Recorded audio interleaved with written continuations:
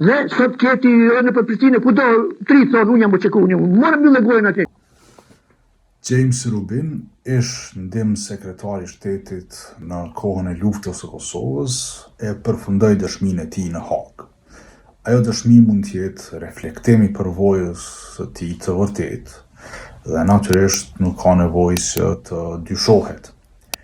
Por, megjithatë, sa përkën ajo me përvojën tonë dhe me dijet tona për historinë e asaj kohe, unë besoj që të gjithë pajtohemi, nëse jemi të sinqertë, me dëshminë e tij për strukturën organizative të UÇK-s ose mungesën e asaj strukture, një dëshmi që i shkon në favor Hashim Thaçit. Megjithatë, nuk e di sa pajtohemi dhe sa duhet pajtohemi me dëshminë e tij për Adem Demaçin konkretisht dhe për rolin e tij në UÇK.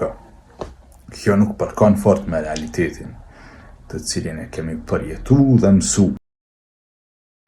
Adem Demaçi është, sipas mendimit tim, figura më frymëzuese e përpjekjeve tona për liri në 100 vitet e fundit. Por, ai nuk ishte njeriu kryesor i UÇK-s. Bile, folu realisht, ai nuk ishte as pjesë e vërtetë e UÇK-s. Nuk ishte pjesë e themelimit të saj, nuk ishte pjesë e aksioneve të para, nuk ishte pjesë e organizimit të saj dhe nuk ishte pjesë as e ndërtimit të politikës së saj. Kjo gjë është tepër lehtë e dëshmueshme, madje edhe me fjalët e vet Adem Demaçit. Është e vërtetë se në ngushtin e vitit 1998, Adem Demaçi emërohet përfaqësues politik i UÇK-s. Por ky rol nuk ishte kurfar funksioni real, ishte pozitë fiktive, ishte një farë përpjekje UÇK-s që me legjitimu veprimet e saj te populli i Kosovës, por edhe te Bashkësia Ndërkombëtare. Pra, ja kush po na mbështet Mandela i Ballkanit. Adem Demaçi ka qenë dhe mbetet figure jashtëzakonshme, jo vetëm për popullin e Kosovës, por edhe për ndërkombëtarët. Kjo i dha UÇK-s një forcë tepër të madhe, një legitimitet tepër të madh në ngushtin e vitit 1998. Por, historia gjithmonë është më komplekse. Nuk duhet me harruar që Demaçi dhe UÇK-ja kishin pikpamje krejtësisht të ndryshme politike.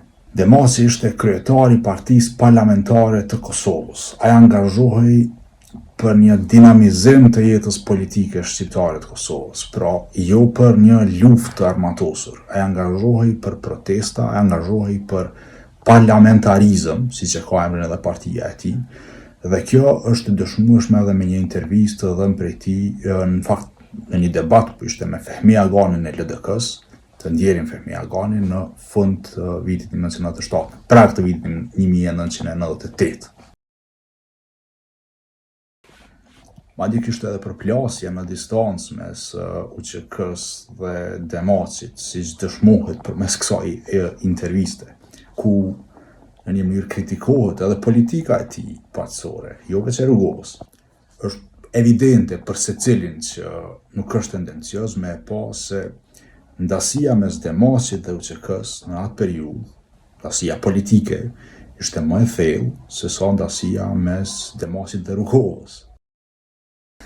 Në debatin që e përmendëm, i cili ishte incizuar nga TVSH-ja në prag të vitit 1998, Demaçi shprehej qartë se nuk besonte te lufta armatosur, se besonte te një zgjidhje politike. Ai kritikonte rrugovën se nuk e kishte dinamizuar mjaftueshëm jetën politike dhe kërkonte që me u dinamizu ajo. Ai kishte ndërmarrë dhe një iniciativë për bashkimin e partive politike shqiptare të Kosovës në mënyrë që të unifikoheshin kërkesat karshi Bashkësisë Ndërkombëtare. Por, daljen e UÇK-s në skenë që kishte ndodhur, pra dhe UÇK-ja kishte dalë në skenë atë kohë, ai e quante dalje prej kontrollit të situatës. Pra nuk e shihte si një gjë të mirë, e shihte si një gjë që mund të shkaktonte probleme. Demaçi shpreh edhe keqardhje për daljen në skenë të UÇK-s, të cilën e cilëson si krah ekstrem të përpjekjeve për çlirimin e Kosovës. Dëgjojeni këtë deklaratë. E unë them, ma pak do t'ishte komplikuar situata në qoftë se do ta kishim parlamentin dhe do të palaviteshim ne në Serbinë përmes institucioneve legale, legjitime etj. Se sa të na dalit tashti të na krijohet ushtria atje, të krijohet një faktor të cilin ne s'mund ta kontrollojmë, të cilin detyrohemi të lutemi në mënyrë që të mund ta vazhdojmë një politikë tonë. Pra, po e vreni edhe vetë që Demaci nuk është as afërsisht në një vijë me Ushtrinë Lirimtare të Kosovës. Ai ende beson se mund të ketë një zgjidhje pasore dhe këtë e thot në mënyrë eksplicite gjatë kësaj interviste për intervistave tjera. Edhe një shumicë e madhe e popullit është gjithashtu e zgënjur e demoralizuar e mërzitur e tjera. Ju e dini atë anketën që ka bërë njëra prej gazetave, nuk e di cila gazete ka bërë. 61% para këtyre aksioneve të fundit. 62% të rive janë deklaruar se do shkonin, do bëshin uçi këtë.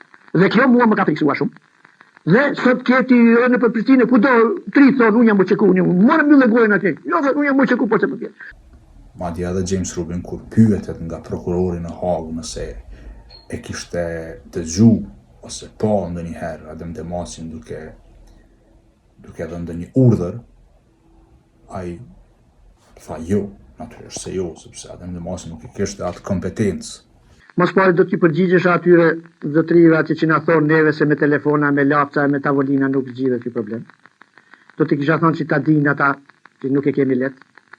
100 herë ma tepër e dëshiroj vdekjen se sa këtë jetë që mendon dikush se jemi duke bërë. Unë mendoj se edhe ti ashtu për ne.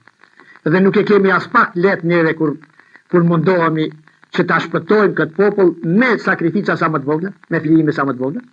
Dhe nuk u them atyre që ta nënçmojnë këtë përpjekje tonën. Edhe pse ne kuptojmë çka do të thotë flijimi kapital, po edhe kjo jona nuk guxon të nënçmohet, sikurse që e kanë e parë në atë deklaratën e tyre numër 40 as disa ishte, që na thonë neve se me telefona me kështu nuk zgjidhet kjo problem.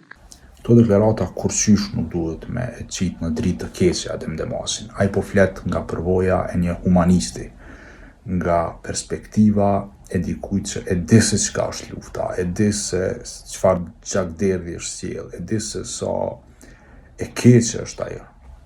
Prandaj nuk ka nevojë të mendohet keq për të në këtë perspektivë, por duhet të shihet e vërteta ashtu siç është. Pra, Demaci nuk kishte në vijë me UÇK-n, ishte shumë larg kësaj.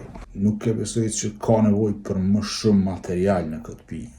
I keni edhe vjetra intervista tjera në të cilat Adem Demaci nuk flet si ushtari i UÇK-s ose komandanti i UÇK-s ose epror tjetër i UÇK-s ose edhe thjesht përfaqësues politik i UÇK-s. Ai e sheh veten edhe pas luftës si pjesë të distancuar të saj, pavarësisht se e admiron shumë siç duhet të admirojnë të gjithë UÇK-n.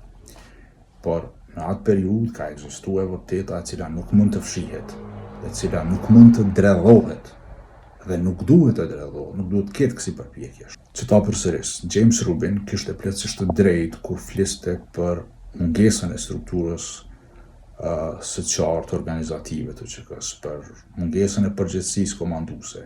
Ne gjithë e dim se jo vetëm komandantët e UÇK-s, por edhe ushtarët e thjesht kishin autonomi të plot veprimi, sepse natyrisht UÇK-ja nuk kishte tamam ushtri, nuk kishte kapacitete të mjaftueshme që për shembull të përcjellej një urdhër e kështu me radhë, kishte krejtësisht tjera mundësi veprimi, bënte aksione të veçanta, ndonjëherë ato aksione nuk ishin miratu prej askujt e kështu me radhë, po pse po dilet për te kësaj dhe po kalohet te Adem Demaci që është e pakuptueshme. Ne mund ta respektojmë shumë Adem Demaci, mund ta duam shumë veprën e tij, por t'ja japim edhe një merit të cilin ai nuk e ka, kjo vetë nuk i shërben historisë kjo, sepse natyrisht kjo na bën rrenca, gënjeshtar. Politikën e UÇK-s e ka udhëheq, nëse mund ta emërojmë një person, Hashim Thaçi, por e kanë udhëhequr edhe njerëzit e tjerë që ishin që njohim si krerët e UÇK-s, që nuk mund të mohohet. Ndërkohë për veprimet e UÇK-s ishte një sistem tjetër, sepse UÇK-ja ishte guerile. Është e vërtetë se Adem Demacin e ka respektuar Hashim Thaçi, ashtu siç e kanë respektuar të gjithë pjesëtarët e tjerë të UÇK-s dhe pjesa dërmuese e popullit të Kosovës. Ai ka mbajtur 28 vjet burg. Nëse Demaci ka thënë diçka, duhej ta dëgjoj, nuk kishte çare pa e dëgjuar. Ai është respektuar edhe prej rivalit të tij, Ibrahim Rugovës, në kohën kur kritikoi brutalisht prej vetë Demacit rrugohet gjithmonë e ka respektu sepse ishte e pa drejtë, e pa ndershme që t'i ktheje fjallën ose edhe kritikën edhe ndemaj ishte e pa mundshme, ishte jo njerëzore. Por të thuash ta ndërtër ti si idenë se ai ishte një farë njeriu kryesor që kjo është krejtësisht e pavërtetë. Lus ta bëni subscribe ose follow ose çka do kanalin e tjetër, ne punojmë me baza vullnetare, kur do të kemi kohë të lirë, por jemi krejtësisht të pavarur, nuk marrim pare prej kur kujdes.